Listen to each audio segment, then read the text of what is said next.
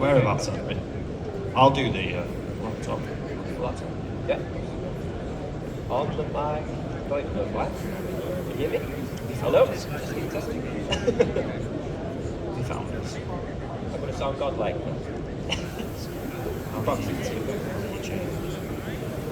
Right, good morning ladies and gentlemen. Our next presentation is by James Holder.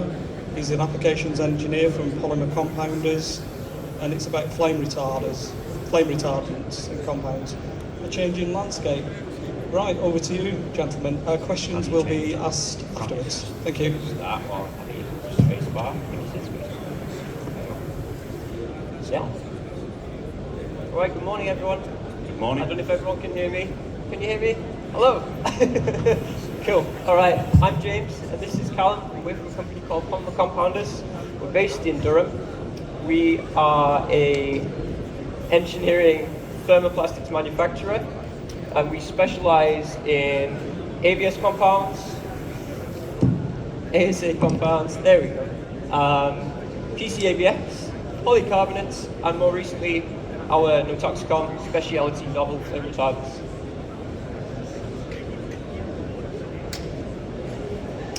So, what is a flame retardant? So, by definition, it's a substance that prevents or inhibits the outbreak of a fire, which is not to be confused with heat resistance, which looks at the deformation of the polymer under heat. With some halogen flame retardants, they use something called a co-synergist, which helps their flame retardancy, which is specifically used in FR-ABS, which we'll touch on a bit later on because of its serious health concerns and toxicity. Some common flame retardant specifications are looking at the vertical burn test, which is a UL94 test, and there's three specific ratings: V0, V1, V2, and V0, which is the most stringent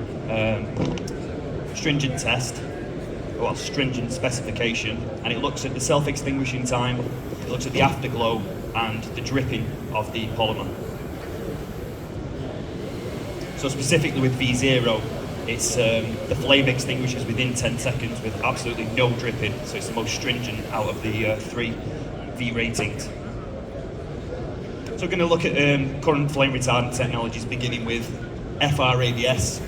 And global regulators are becoming increasingly concerned with halogens released from the polymer when they're set on fire, basically.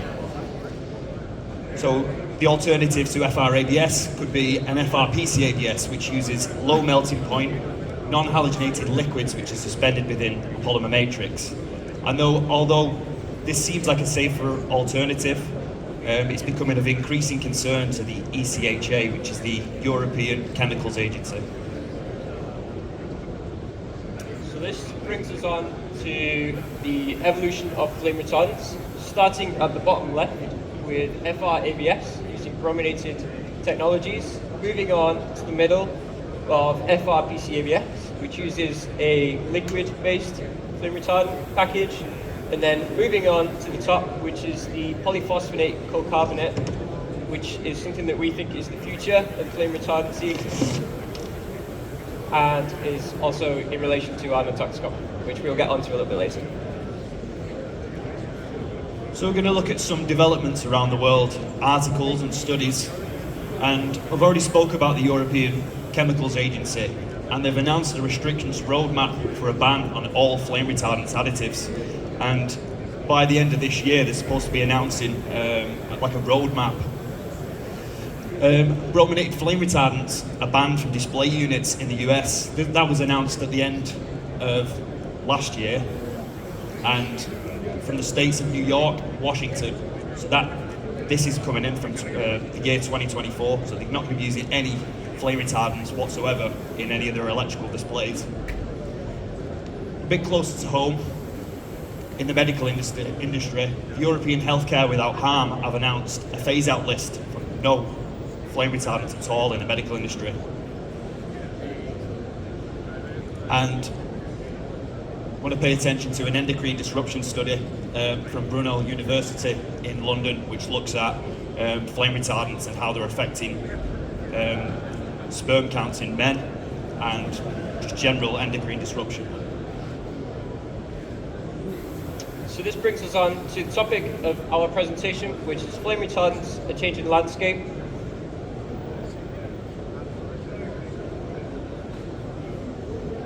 So there are growing health concerns regarding the toxicity of flame retardants and polymers. The ECHA have now added the most widely used flame retardant packages to their list of substances of concern, also known as the CORAP list. As part of this CORAP list, one second, TBPA, which is used in FRABS, is becoming of increasing concern, not also due to its endocrine disruption, but it bioaccumulates at the surface and it's toxic when it's burned, and this is suspected of causing cancer. This is from the ECHA's own website, so this eventually will be banned. So the natural progression from FR-ABS technologies is FR-PCABS technologies. Fortunately, this is also at risk of being banned due to the health concerns regarding the endocrine disruption of the chemicals used, and essentially it will be removed from the market as well. So one of the chemicals James was discussing was TPP, also known as triphenyl phosphate, and this is one of the chemicals that's suspected of endocrine disruption. Again, sourced from the ECHA's own website.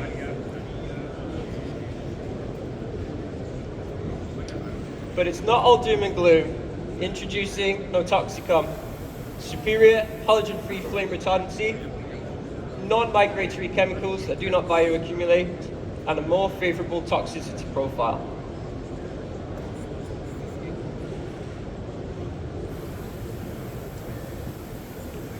Notoxicom, the world's first UL94 V0 at 0.8 millimeters. It's a halogen-free PCABS or an FR-PCASA using polyphosphonate cocarbonate technology. And we discussed before the different V ratings. Notoxicom, their UL94 V0, so the best rating at 0.8 millimeters, which is really, really thin. So now we're going to compare and contrast the different flame retardant technologies, beginning with halogenated flame retardants.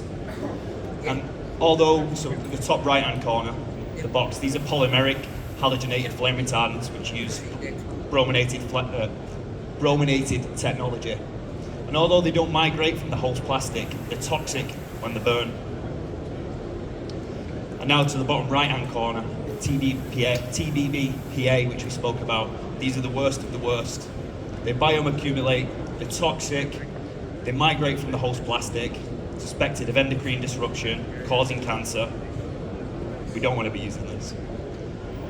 The bottom left-hand corner, although some sort of PCABS flame retardant alternatives are branded as halogen-free, because they use small molecules, they still migrate from the host plastic. This is where we keep talking on about endocrine disruption. It's the migration of these chemicals through to the surface of the polymer. Notoxicom's technology uses polyphosphonate cocarbonate technology. It's halogen-free, it does not migrate or bioaccumulate, and has a favorable toxicity profile. So this brings us on to the smoke inhalation statistics. The number one cause of death related to fires is smoke inhalation, with an estimated 50 to 80% of all of these deaths being caused or linked to smoke inhalation. There is insufficient high concentrations over a long enough period of time, and the inhalation of smoke can create hazardous health conditions for people who are exposed to it. So this brings us on nicely to our Notoxicom smoke toxicity test. Excuse me, fumbling. The Notoxicom has passed the stringent aviation testing requirements, and if you can look at the bottom left, sort of towards the bottom of the screen where the big green yes is, you can see that the data shows that it's well below the minimum requirements needed to pass. We'll look at some other advantages of no Toxicon. There's no drops in heat or strength performance as with other flame retardant grades. It's a lower density, which means it saves on material.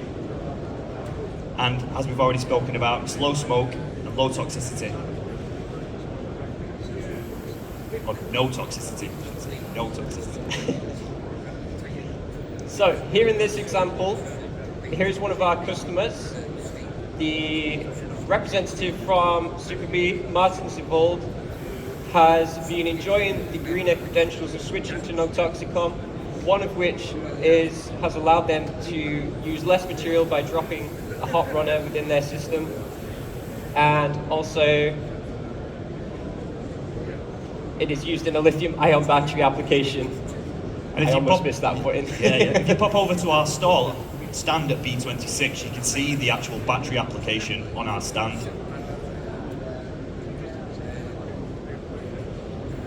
So I don't know whether you want to have a go at scanning the QR code, but if not, you can pop over to our stand at B26 and grab the actual data sheet. It gives you a bit more information, but it's high flow with excellent complex tooling processability. It's got good heat performance, excellent impact. As we've already mentioned, it's halogen free in V0, and it has excellent glow wire flammability in 960 degrees, which makes it perfect for electrical applications. Just waiting a second, because you can see a few people scanning the QR code. Oh, great. Absolutely.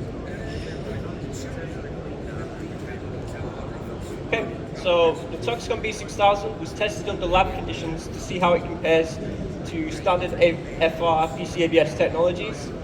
It was tested under both glow wire and comparative tracking index. The results from the conditions show that in both tests it didn't lose any of the performance in comparison to the FR PCABS standard technology. And just another reminder, it's glow wire at 960 degrees. Yes. So here in this representation, this is a visual of before and after the tests taking place. The left-hand side being the samples before, and on the right-hand side, the sample furthest to the right here is the Toxicon B6000. As you can see, there is a severe less amount of charring on the sample. Significantly less amount of charring. Now we're going to look at the recycling robustness. After one recycling pass, no Toxicon still maintains its excellent impact resistance after one recycling pass. The two others, the BPADP and the RDP, are other FR PCABS alternatives. You can see a slight dip in performance with B6000, but as we move on to the V0 rating in the next slide, we'll discuss a little bit more. Toxicon also maintains its V0 rating after recycling. As you can see, the other RDP, both the RDP test sample and the BPADP sample, they've both lost some of their rating from the initial start. So B6000 maintains its V0 rating throughout, with RDP being the one that loses the most and dropping to a V2. As James has said, RDP has lost its V0 rating, its flame retardancy, from a V0 to a V1. And going back, looking at the impact resistance, even though its BPADP has maintained its impact resistance, it totally loses its V0 rating after one recycling pass, which means no Toxicon is left standing on its own. So this brings us on to our vertical burn demonstration, with ABS being the sample on the left, with our no Toxicon in the center, and a general FR ABS to the right. As you can tell from the samples, when the flame reaches the FR ABS, it rises up significantly more than the Toxicon sample in the center, which acts almost like a barrier, which is what it's designed to do, being self-extinguishing polymer. It does not allow the fire to continue. And you can also see in the FR ABS, The black smoke that comes off the sample is the gas that we were referring to earlier, escaping from the polymer as it's being activated. And ABS just sort of disappears in a sea of fire. So just to summarise, TBBA, which is the main flame retardant used in FR-ABS, is highly likely to be banned due to its major health concerns, toxicity, endocrine disruption. The alternative, non-halogenated FR technology, contains TPP, which is, with a lot of heavy scientific data, suspected of endocrine disruption. We've seen that in the Guardian newspaper, we've seen that from the ECHA zone studies, and with the state of New York and Washington as well announcing that they're going to sort of be banning these materials. I think that the safer alternative is our non-toxicon range, which uses polyphosphonate cocarbonate technology, which is a greener solution with superior mechanical properties. V0 rating at 0.8 millimeters, non-migratory chemicals that do not bioaccumulate, and a more favourable toxicity profile, passing aviation smoke toxicity testing. So let's start the conversation together. With future changes in legislation pending, are you ready for a greener future? We have real alternative solutions available now, and we are ready to support your future developments. Ladies and gentlemen, the roundtable discussion on the future of injection So, molding we'd just like to take a moment to thank all of the key organization parties involved, which involves the team at PCL and also some of our partners elsewhere in the globe. Some of the notable ones being FRX Innovations, Kering Polymers, Super B, and of course Klein Mechanique, who assisted with the moulding and is the moulder for Super B. Thank you for listening. Any questions? Right, thanks very much, gentlemen. It makes me feel rather old, because when I started off it was antimony trioxide. Yeah, that's I think the you were still in- carcinogist in FR-ABS, which Yeah. is, I think you were still in your nappies when I was using that. Okay, I think you've already answered one of my questions. What makes it different? And you've said it's non-halogenated. Before I forget, is your presentation available for the audience? We can make it available, yeah? Yeah, Right. we will do. So if they're going to see you at the stand on B26. B26, Just to answer your question there, you said what makes it different. You said because it is non-halogenated. It's not just that it's non-halogenated, because the non-halogenated flame retardants, they contain a liquid of additive that's suspended within the polymer matrix, whereas ours is a full polymer blend. So it's So it comes as a master batch or something? No. It's a full polymer blend, full polymer compound, Yes. and it's polyphosphonate cocarbonate technology.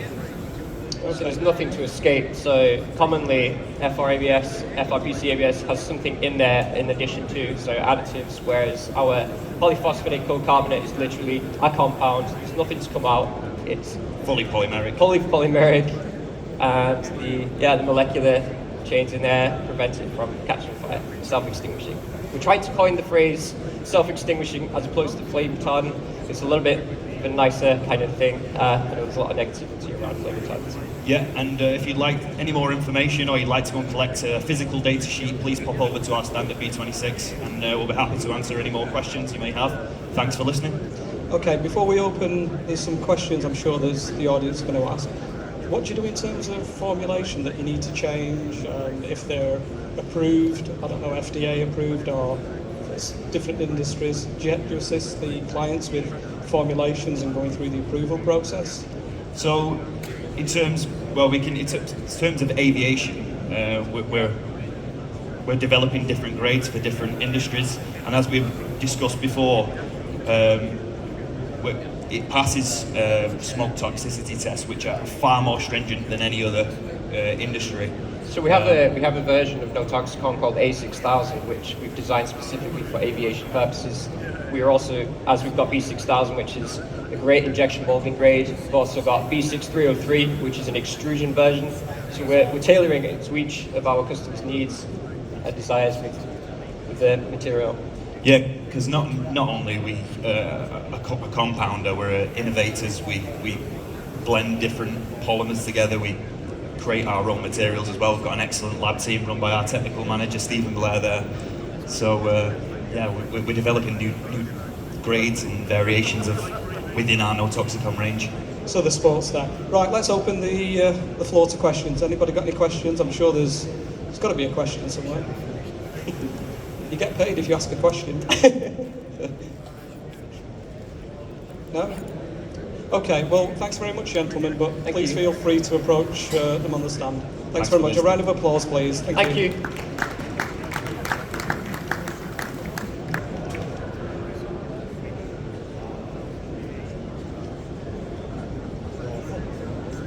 No, it's the Q&A, I think. 11 o'clock, isn't it? James, brilliant, absolutely brilliant.